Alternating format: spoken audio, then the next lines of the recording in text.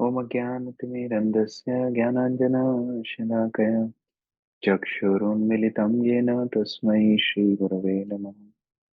श्रीचैतन्यमनोभीष्टं स्थापितं येन भूतले स्वयं रूपः तदा मह्यं ददाति स्वपदान्तिकम्।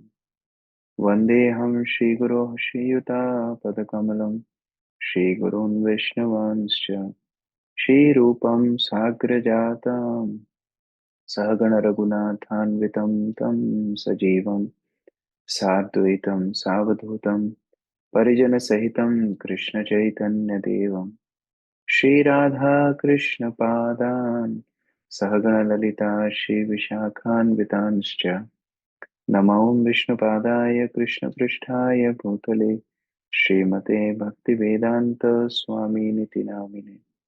नमस्ते सारस्वती देवे गौरवाणी प्रचारिणे निर्विशेष शून्यवादी पाश्चात्य देश तारिणे। नमो महावदन्याय कृष्ण प्रेम प्रदायते कृष्णाय कृष्ण चैतन्य नामने गौरतुषे नमः। हे कृष्ण करुणा सिंधो दीनबंधो जगतपते गोपेश गोपिका कांत राधा कांत नमोस्तुते। तप्त कांचन गौरांगी राधे वृंदावनेश्वरी वृषभानुसुते देवी प्रणमामि हरिप्रिये। वाञ्छाकल्पतरुभ्यश्च कृपा सिन्धुभ्य एव च पतितानां पावनेभ्यो वैष्णवेभ्यो नमो नमः। जय श्री कृष्ण चैतन्य प्रभु नित्यानंद श्री अद्वैत गदाधर शिवासादि गौर भक्तवृंद। हरे कृष्णा कृष्ण कृष्णा हरे हरे हरे राम राम राम हरे हरे कृष्णा। सभी भक्तों का पुनः मैं आशीर्वाद की याचना करता हूँ। जैसा कि पद्ममाली प्रभु बता रहे थे कि बहुत मुश्किल है ये पूरा संवाद चर्चा करना बहुत अल्प काल में। और ये जिस स्तर का संवाद है वो स्तर पे भी पहुंचना बहुत बहुत कठिन है।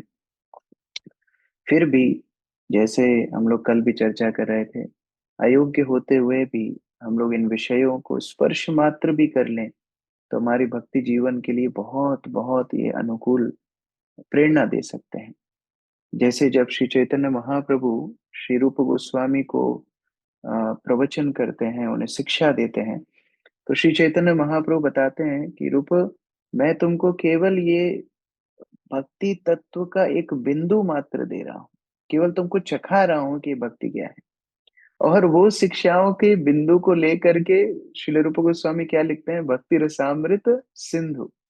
तो उनके लिए वो बिंदु बन गया सिंधु, क्योंकि वास्तव में ये जो भक्ति रस तत्व है इतना विशाल है, इसका एक बिंदु भी हमारे जीवन में आ जाएगा, उसका स्पर्श मात्र भी हो जाएगा तो जनताग विप्लव, एक क्रांति हमारे जीवन में आ जाएगी। और इसलिए ऐसे तत्वों को बार बार श्रवण करना, बार बार मनन करना, बार बार चिंतन करना हमारी भक्ति के लिए बहुत बहुत प्रेरणादायक है। आज श्रील रामानंद राय का शुभ तिरुभाव दिवस भी है। और ऐसे महान आचार्य जब तिरोधान होकर के भगवान के धाम में वापस जाते हैं, उनकी कीर्ति महिमा सारे विश्व में फैली होती है। और यद्यपि बाह्य स्तर से, बाह्य दृष्टिकोण से ये विरह का महोत्सव होता है, लेकिन उसी के साथ ही आनंद का महोत्सव भी होता है, क्योंकि वो आचार्य पुनः भगवान के आश्रय में, भगवान की नित्य लीला में प्रवेश कर जाते हैं।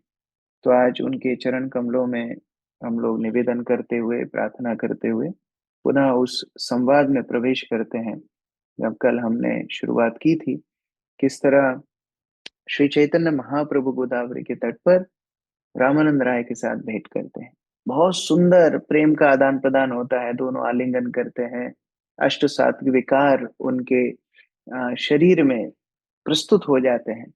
और जब स्थानीय ब्राह्मण उनकी इस आदान प्रदान को, इस प्रेममय आदान प्रदान को नहीं समझ पाते, तो वो निर्णय करते हैं कि वो बाद में एकांत में मिलेंगे। तो श्री चैतन्य महाप्रभु एक स्थानीय ब्राह्मण के यहाँ भिक्षा प्राप्त करते हैं और शाम को संध्या वंदन इत्यादि करने के बाद रामानंद राय के साथ पुनः भेंट करते हैं। अभी दोनों बैठे हैं एकांत में और कृष्ण का आदान प्रदान हो रहा है। श्री रूप गोस्वामी बताते हैं, गुह्यम अख्याति पृच्छति। भक्तों को आपस में गुह्य बातों की चर्चा करनी चाहिए। अब ये गुह्य बात क्या है? ये गुह्य बात है कृष्ण तत्व की चर्चा। और इसीलिए श्री चैतन्य महाप्रभु आज विशेष रूप से हमें शिक्षा का एक और तरीका दिखा रहे हैं। हमेशा बोल के शिक्षा नहीं होती। यहाँ पर श्री चैतन्य महाप्रभु प्रश्न पूछ के शिक्षा दे रहे हैं। चैतन्य महाप्रभु बोल रहे हैं, प्रभु कहे पढ़ो श्लोक साध्य निर्णय, राय कहे स्वधर्मचारणे विष्णु भक्ति है। श्री चैतन्य महाप्रभु बोलते हैं पढ़ो श्लोक, अपने मन से मत बोलो। श्री चैतन्य महाप्रभु की पथ क्या है? शास्त्र का विचार क्या है? शास्त्र के मत अनुसार प्रचार होता है। शिल प्रभुपाद के तात्पर्य में हम देखते हैं, मन गढ़ंत बात नहीं, एक एक बात प्रभुपाद लिखते हैं, फिर शास्त्र से उद्धरण देते हैं कि यहाँ पर ये लिखा हुआ, ये उपनिषद से, ये भागवत से, ये वेद से। इसी तरह से चैतन्य महाप्रभु बोले पढ़ो श्लोक, श्लोक से बताओ, शास्त्र से बताओ साध्येर निर्णय क्या है, सबसे सर्वोत्तम साध्य क्या है। दो वस्तुएं हैं, साधना और साध्य। साधना अर्थात जो मार्ग से हम अपने लक्ष्य को प्राप्त करते हैं वो साधना है। और साध्य मतलब जो हमारा लक्ष्य है, गंतव्य है, प्रयोजन है, वो साध्य है। अभी भक्ति में सबसे उत्तम बात यह है कि हमारी साधना और साध्य दोनों ही एक है। श्रील प्रभुपाद को किसी ने पूछा कि आप ये जो हरे कृष्णा करते हो, ये हरे कृष्णा कंप्लीट हो जाएगा, उसके बाद क्या करोगे? प्रभुपाद बोलते फिर हरे कृष्णा ही करेंगे, क्योंकि हमारा ही कंप्लीट होता नहीं है। हम हरे कृष्णा करते हैं, वही हमारी साधना है, वही हमारा साध्य है। हम इस जीवन में, इस भौतिक संसार में सेवा करने का प्रयास करते हैं, और जीवन के अंत के बाद भी वही सेवा सुचारू रहे, भगवान को प्रार्थना करते हैं, जीवो व मरो व। तो चैतन्य महाप्रभु जब बोलते हैं साध्येर निर्णय, अंतिम गंतव्य क्या है, हमारे मनुष्य जीवन का साधना क्या, लक्ष्य क्या है, रामानंद राय बोलते हैं स्वधर्म का पालन करना, ये विष्णु भक्ति होती है। स्वधर्म का पालन करना। और हम लोग शास्त्रों में पढ़ते भी हैं, लोग भी कई बार बताते ही हैं कि स्वधर्म का पालन अगर कोई कर ले, चातुर्वर्णम मया सृष्टम गुणा कर्म विभागशः। अगर कोई अपने स्वधर्म के अनुसार, जो वर्ण में है, जो आश्रम में है, बड़े बूढ़ों का आदर करना, सत्य बोलना, मदद करना, ये सब करे तो भगवान प्रसन्न होते हैं। अतः पुंबी द्विज श्रेष्ठ वर्णाश्रम विभागशः, स्वनिष्ठितस्य धर्मस्य संसिद्धिर हरितोषणम। भगवान को प्रसन्न करने के उद्देश्य कोई वर्णाश्रम का पालन करे, अपने स्वधर्म का पालन करे, तो वास्तव में वो अपनी कृष्ण चेतना में बड़ी प्रगति कर सकता है। लेकिन अभी समस्या ये है कि स्वधर्म के ऊपर भी बड़ा डिबेट हो सकता है। स्वधर्म है क्या? अगर डॉक्टर अपना स्वधर्म करने जाएगा तो उसकी प्रार्थना यही रहेगी कि मरीज ज्यादा से ज्यादा हो, और मरीज अपने स्वधर्म की बात सोचे तो वो सोचेगा कि हमें डॉक्टर के पास कभी ना जाना पड़े। एक क्षत्रिय सोचेगा मेरे राज्य का विस्तार हो, एक ब्राह्मण सोचेगा कि मुझे शांति से भजन करने का, शास्त्र पढ़ने का मौका मिले। हर व्यक्ति का स्वधर्म अलग अलग हो सकता है। तो क्या वास्तव में सर्वोच्च सिद्धि अलग अलग लोगों के लिए अलग अलग है? और सबसे बड़ी बात, ये भौतिक जगत के अंदर कली काल में वर्णाश्रम पालन करना भी बहुत मुश्किल है। जैसे गृहस्थों के लिए बताया गया है कि गृहस्थों को यज्ञ, दान, तप इत्यादि यज्ञ रोज करने चाहिए। और प्रभुपाद स्वयं अपनी पुस्तकों में बताते हैं कि भोजन करने के पहले गृहस्थ को घर के बाहर आवाज लगानी चाहिए कि कोई भूखा है कि नहीं। ऐसे 3 बार आवाज लगाएगा, और अगर कोई भूखा होगा उसको पहले खिला के फिर भोजन करना है। अभी मान लीजिए आज के जमाने में कोई ये व्यक्ति करना चाहेगा, असंभव है। अगर वो भोजन के लिए आवाज भी लगाएगा, कितने चोर उचक्के डाकू घर में आकर के उसको लूट के चले जाएंगे, उसकी बात भी बहुत मुश्किल है। ब्रह्मचारी व्रत, ब्रह्मचारी व्रत पहले 5 से 25 वर्ष की आयु में गुरुकुल में रह करके हर बच्चा ब्रह्मचारी तप का पालन करते थे। आजकल इस्कॉन के माध्यम से कुछ ब्रह्मचारी बनाते हैं, तो 25 के बाद वो लोग ब्रह्मचारी आश्रम में आते हैं। क्योंकि वास्तव में ये वर्णाश्रम को भी पालन करना, वनप्रस्थ, वन में जाना, अभी वन ही नहीं है तो वन में जाना कैसे संभव है? अगर कहीं भी आप जाएंगे वहां पर मोबाइल का नेटवर्क मिल जाएगा, वो वन कहाँ रहा? अभी तो भौतिक इंद्रिय तृप्ति की सारी सुविधाएं सब जगह पर पहुंच गई। और सन्यास, कलयुग में तो सन्यास भी वर्जित है। हम गौड़ीय वैष्णवों के सन्यास केवल प्रचार के लिए होता है। तो महाप्रभु इस स्वधर्म के पालन को बहिष्कृत कर देते हैं। प्रभु कहे, एहो भाई ये आगे कहो आप, ये तो भाई ये बात तुम कर रहे हो, ये तो बहुत सामान्य सी बात तुम कर रहे हो, आगे कुछ बोलो, इसके श्रेष्ठ क्या है वो बोलो। रामानंद राय कह रहे हैं, कृष्ण कर्मार्पणे स्व सर्व साध्य सार।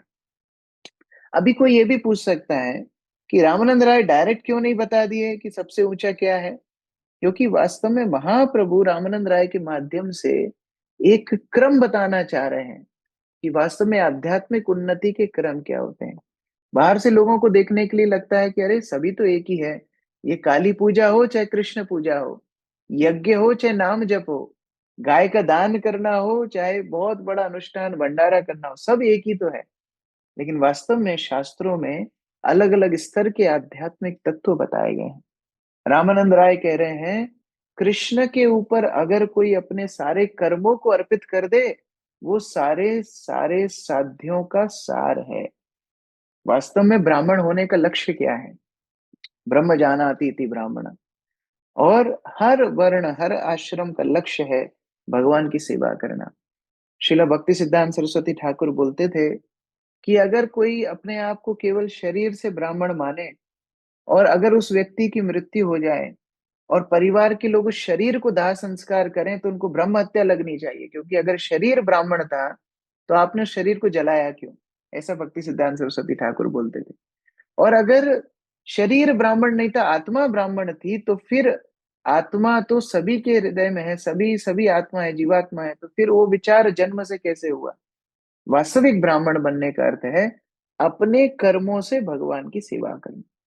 ये सारे साध्यों का सार रामानंद राय यहाँ बता रहे हैं। जैसे शिला प्रभुपाद भी एक बार यूनिवर्सिटी में लेक्चर दे रहे थे। जब यूनिवर्सिटी में लेक्चर दे रहे थे तो उस समय पर उनका माइक स्टैंड थोड़ा ढीला हो गया था, बार बार माइक नीचे आ रहा था। तो जब बार बार माइक नीचे आ रहा था, बगल में प्रभुपाद के नीचे ग्राउंड पर एक सन्यासी बैठे थे डंडा लेकर के। तो प्रभुपाद उन सन्यासी को बोलते हैं, तुम्हारा ब्राह्मण थ्रेड दो, तुम्हारा जनेऊ दो। तो वो डर गया, कोई जनेऊ को ऐसे निकालता है क्या? तो प्रभुपाद ने बोला, तुम्हारा जनेऊ दो। तो अब तो कुछ क्या करें, यज्ञोपवीत को निकाल करके वो सन्यासी ने प्रभुपाद के हाथ में दे दी। और प्रभुपाद ने क्या किया, वो जनेऊ से माइक स्टैंड को फिक्स किया। वो माइक स्टैंड जो ढीला पड़ रहा था वो जनेऊ से बांध दिया। और फिर प्रभुपाद बोलते हैं, तुम्हारे ब्राह्मणत्व का, तुम्हारे सन्यासी होने का क्या अर्थ है अगर वो श्री चैतन्य महाप्रभु के आंदोलन में सहायक नहीं हो सकते?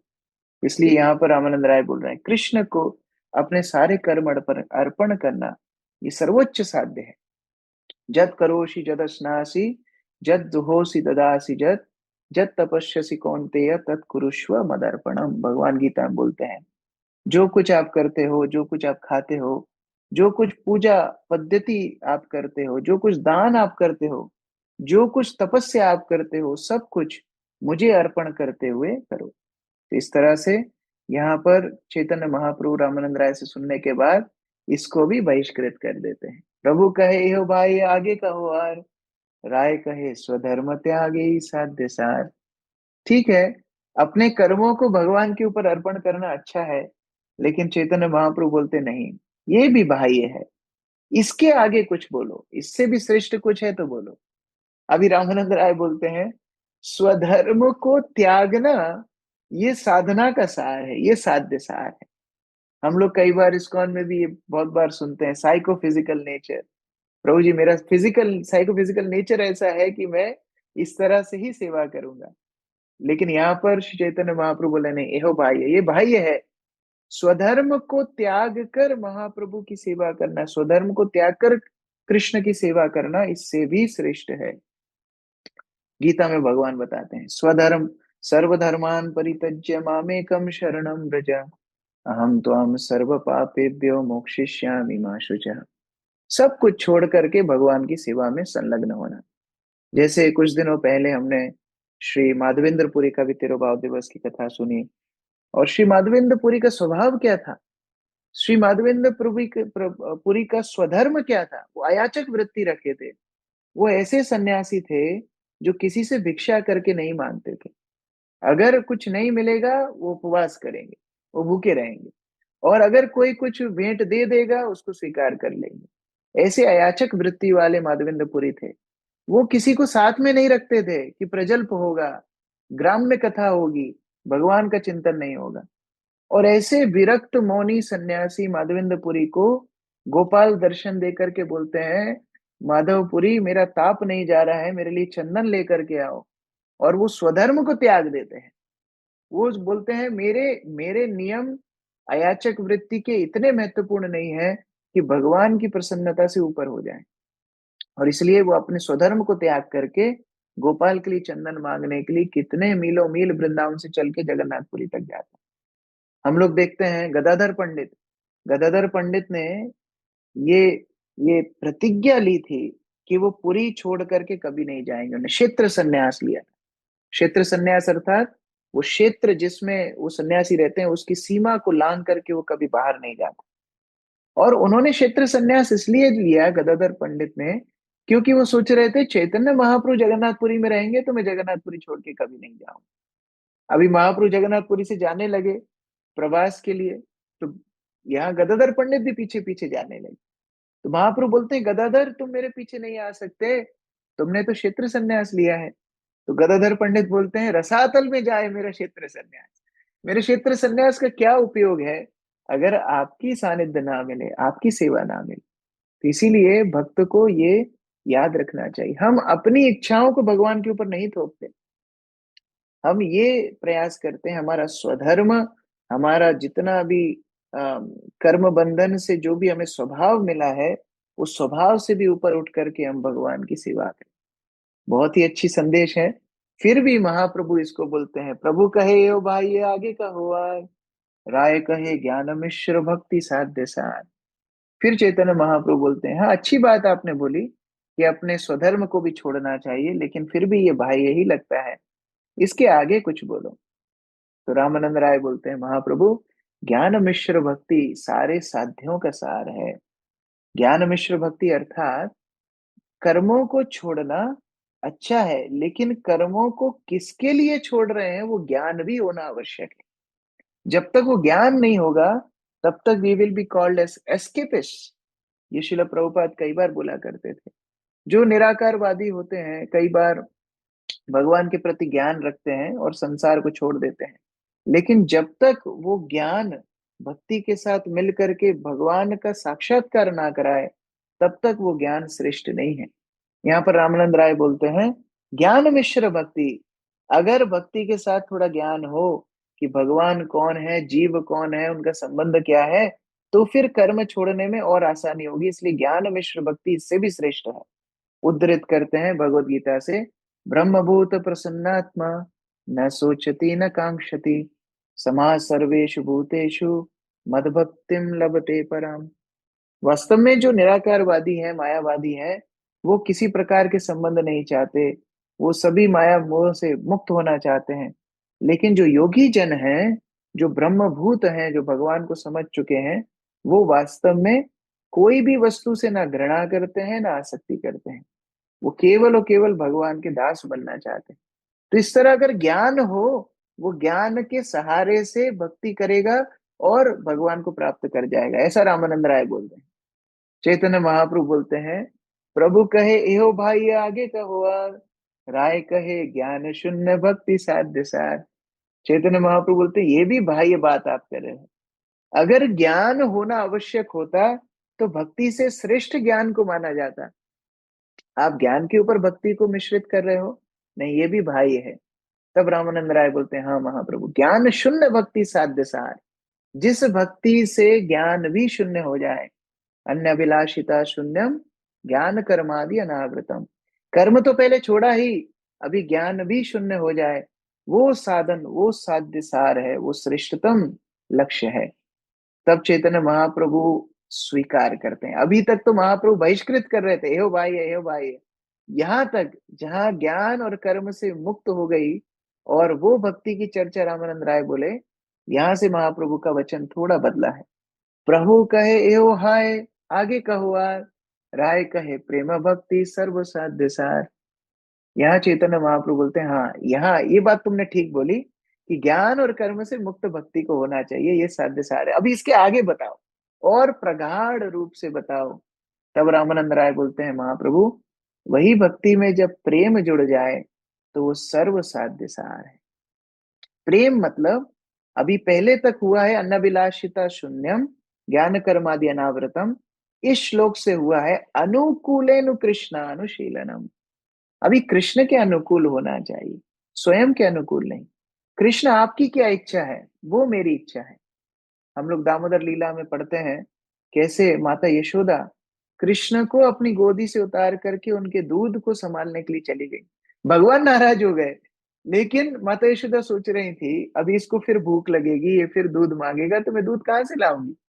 तो भक्ति मतलब अनुकूल जो हो, भगवान के लिए अनुकूल भाव हो, प्रेम हो, वो प्रेमा भक्ति सारे साधनों का सार है।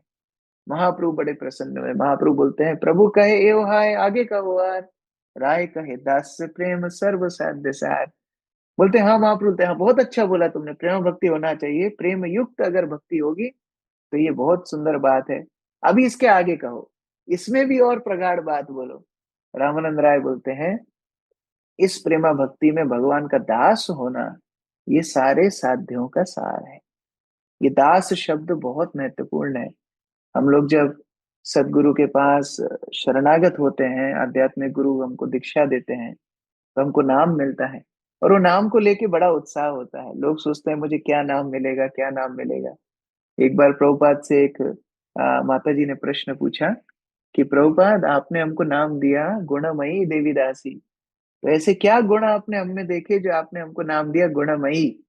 तो प्रभुपाद ने बोला गुण वुण तो कुछ नहीं, तुम लघु ना विश्यति इसलिए तुमको नाम दिया गुणमयी।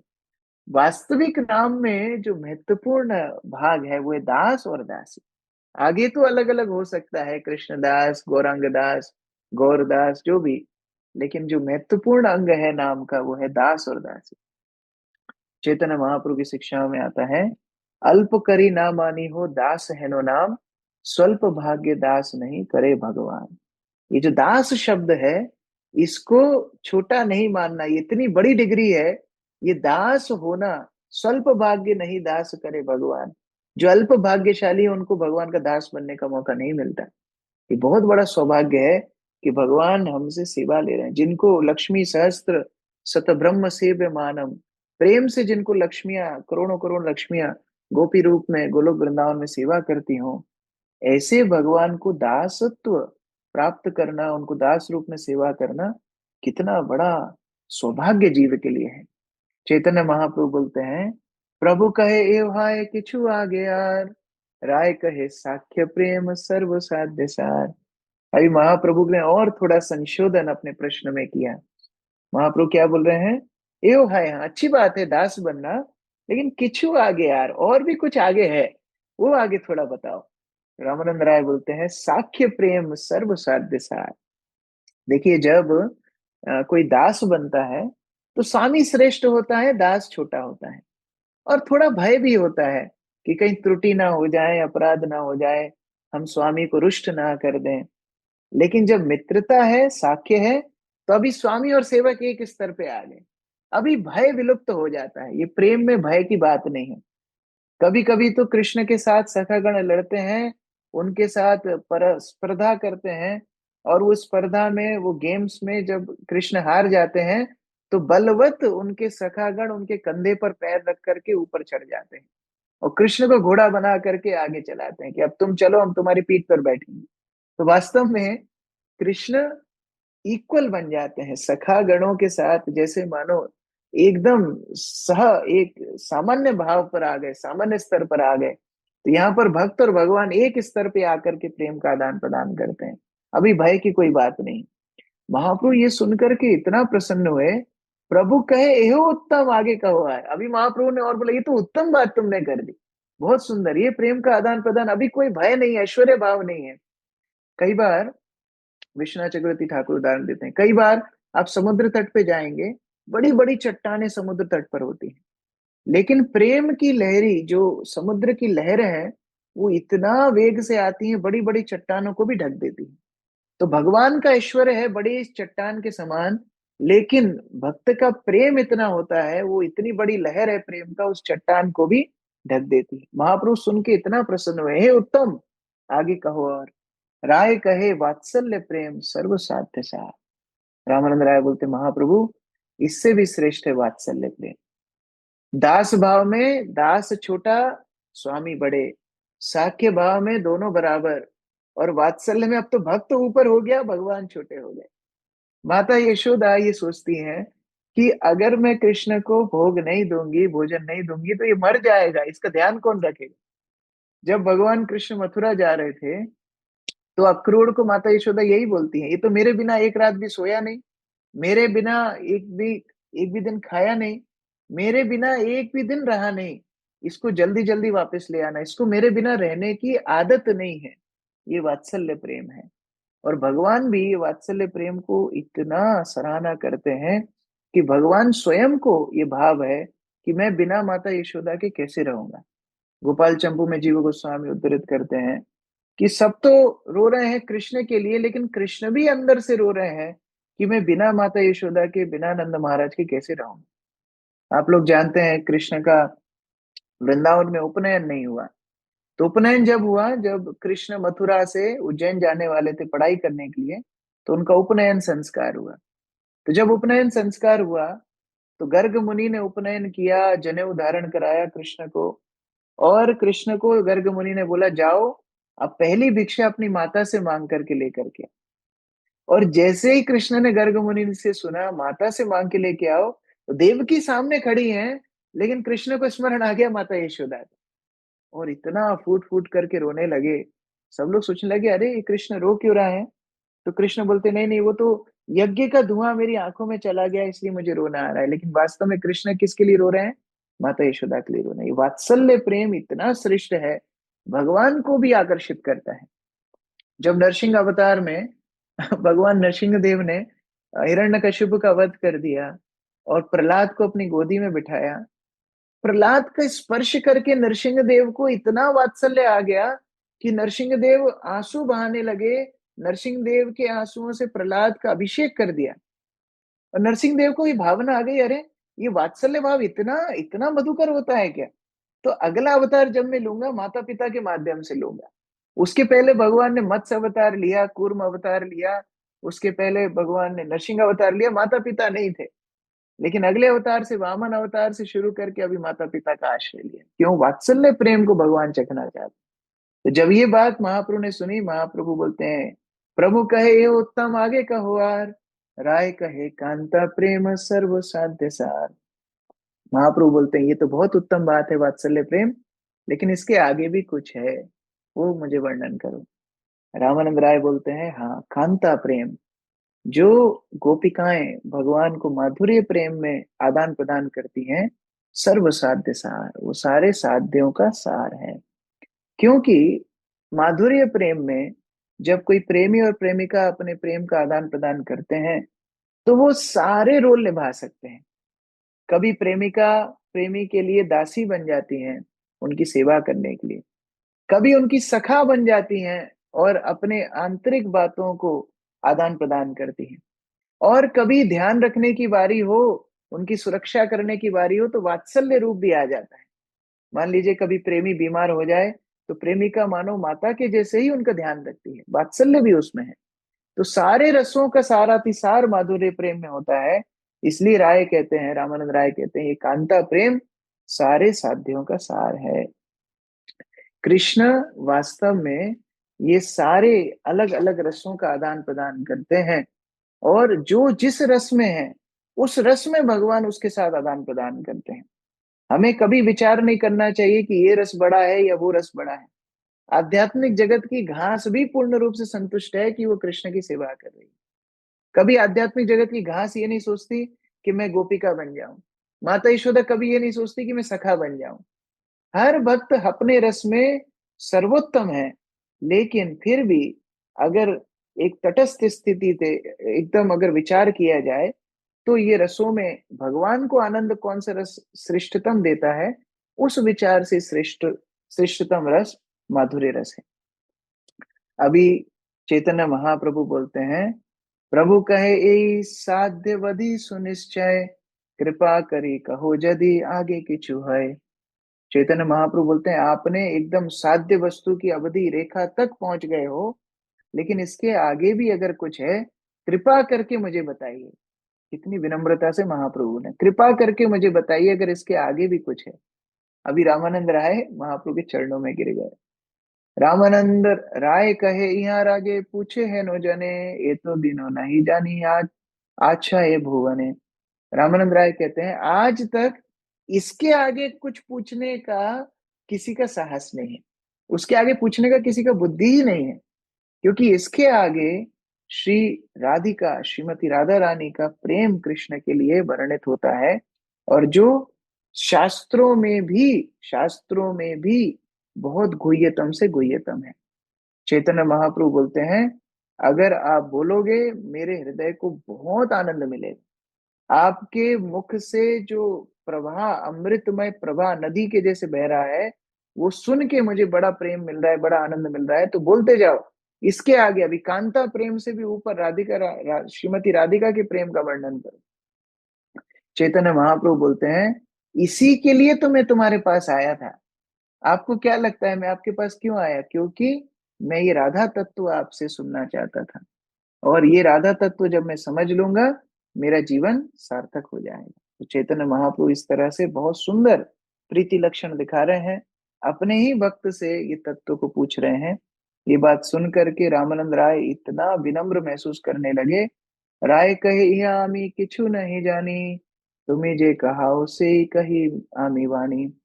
तुम्हार शिक्षाए पढ़ी जिन शुक पाठ, साक्षात ईश्वर तुम्हें के बुझे तुम्हार नाथ। रामानंद राय बोलते हैं महाप्रभु मैं क्या जानता हूं, मैं मूर्ख हूँ।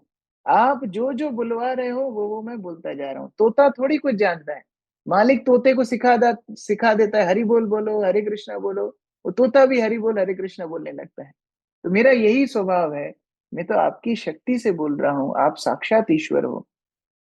चैतन्य महाप्रभु बोलते मैं ईश्वर हूँ? नहीं नहीं। प्रभु कहे मायावादी आमी तो सन्यासी, भक्ति तत्व नहीं जाने मायावादी भाषी। सार्वभौम संगे मोर मन निर्मल हैला, कृष्ण भक्ति तत्व कहो तहारे पूछिला। चैतन्य महाप्रभु बोलते हैं अरे मैं भगवान, मैं ईश्वर नहीं हूँ, मैं तो मायावादी सन्यासी हूँ, और मुझे भक्ति का एक कण मात्र भी ज्ञान नहीं था। वो तो सार्वभौम भौम भट्टाचार्य के संग में मुझे थोड़ा सा मन शुद्ध करने का मौका मिला, और मैंने उनसे कृष्ण तत्व का जिज्ञासा की।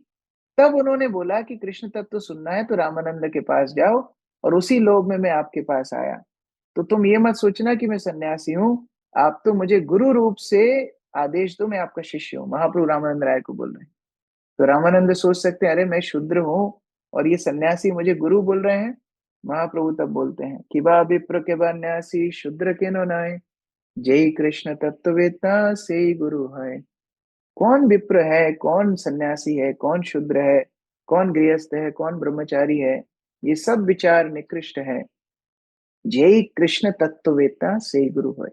जो कृष्ण तत्व को जानते हैं वही तो गुरु होते हैं।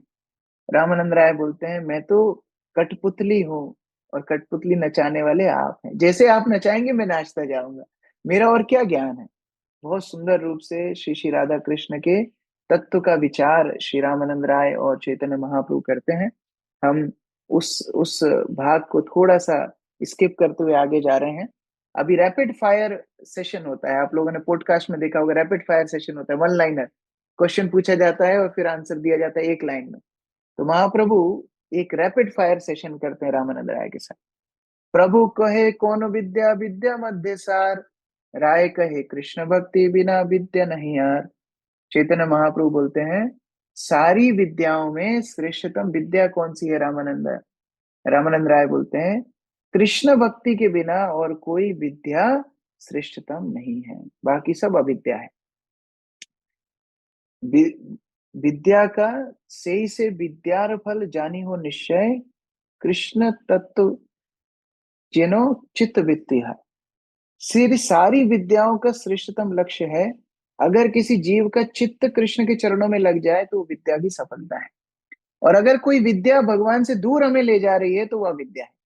उसको भक्ति विनोद ठाकुर बोलते हैं जड़ विद्या जड़ विद्या जितनी है वो माया का वैभव है, और अनित्य संसार में मोह उत्पन्न करके वो जीव को गधा प्राय कर देती है। इसलिए सारी विद्याओं में श्रेष्ठतम विद्या क्या है?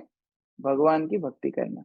अगला प्रश्न बोलते हैं, कीर्ति गण मध्य जीवेर कौन बड़ा कीर्ति, कृष्ण भक्त बलिया जहाँ रहे खयाती।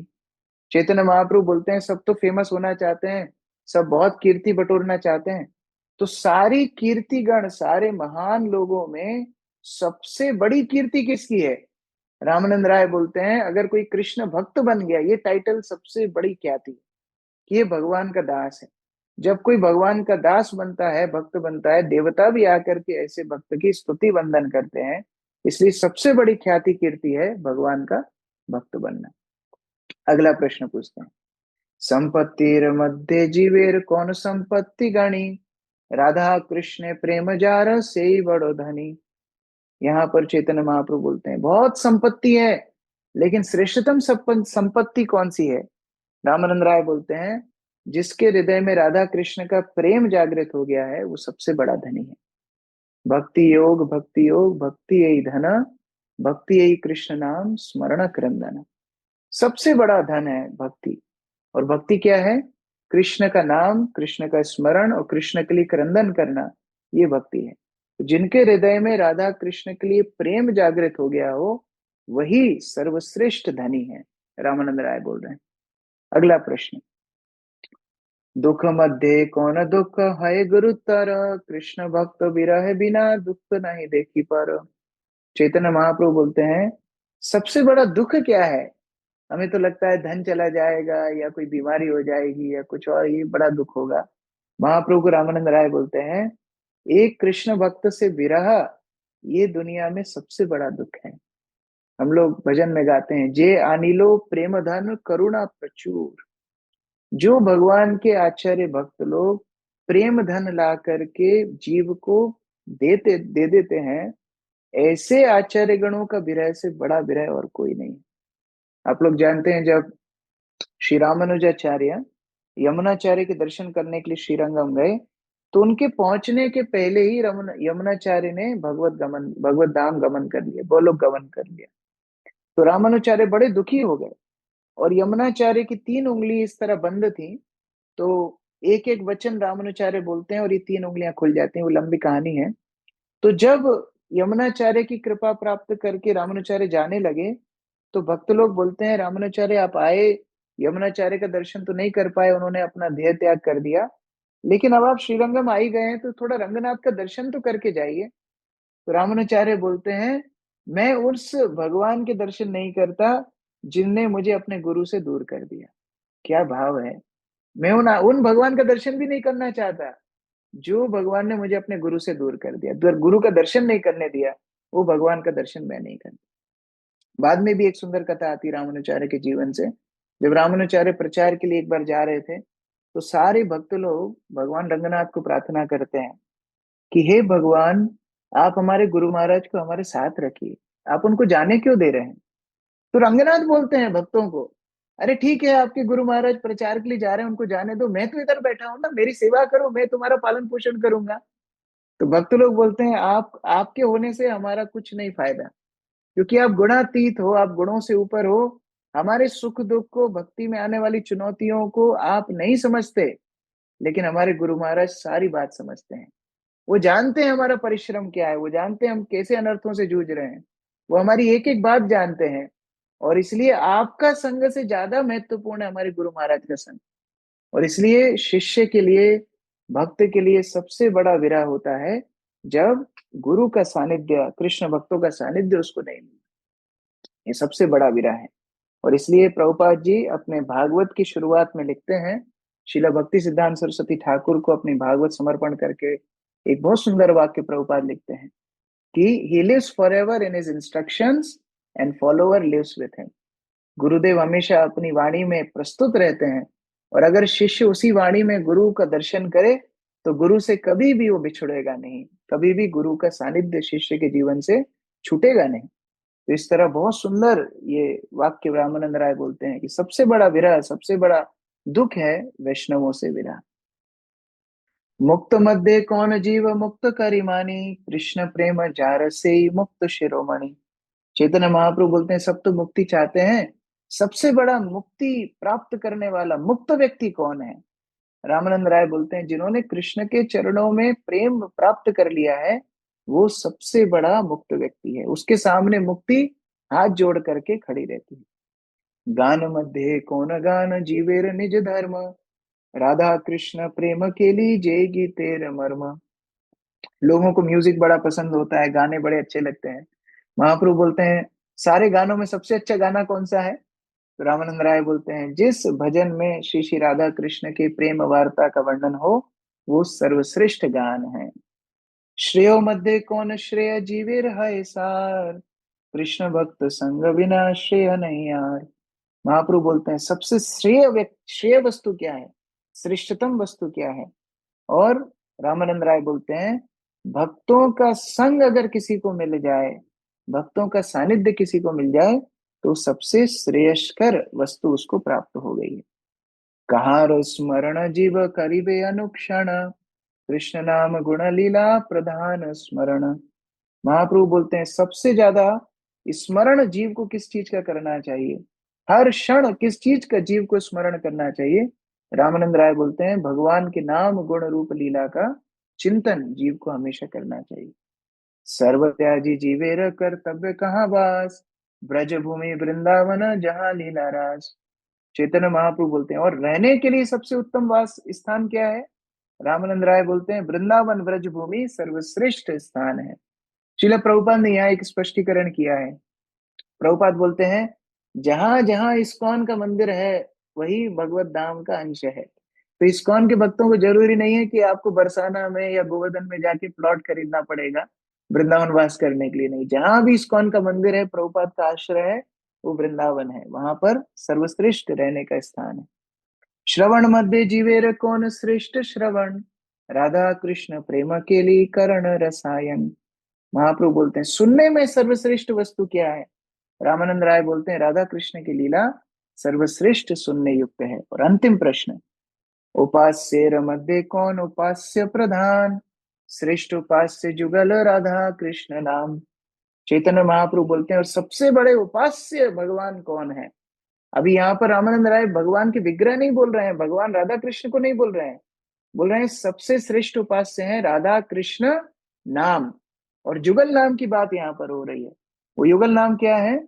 जहाँ राधा कृष्ण का संयुक्त नाम है हरे कृष्ण कृष्ण कृष्ण हरे हरे, हरे राम राम राम हरे हरे। ये युगल नाम ही सर्वश्रेष्ठ ये उपास्य वस्तु है। और श्रील गौर कृष्णदास बाबा जी महाराज बोलते थे यही हरे कृष्ण महामंत्र के अक्षरों में जीव को अपने स्वरूप की सिद्धि हो जाती है, उसको और कुछ करने की आवश्यकता नहीं है, ये हरे कृष्ण महामंत्र अपने आप में पूर्ण है। तो इस तरह बहुत सुंदर वार्तालाप हुआ। और जब इस तरह रामानंद राय ने अपने एग्जाम में पास हो गए तो एग्जाम में पास होने के बाद तो कुछ पुरस्कार मिलना चाहिए।